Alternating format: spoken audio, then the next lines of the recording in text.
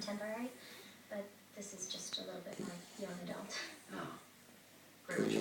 Let's hear it. I'd like to dedicate this song to my boyfriend, Finn. It's wrong. I shouldn't try to control you.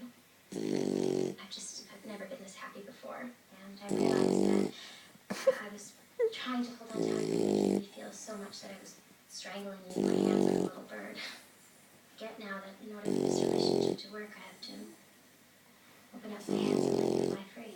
Finn can fly? Wait, I thought I was the only one being the soloist from now on. Next week I'm going to be performing the music on the Bird by Kesha.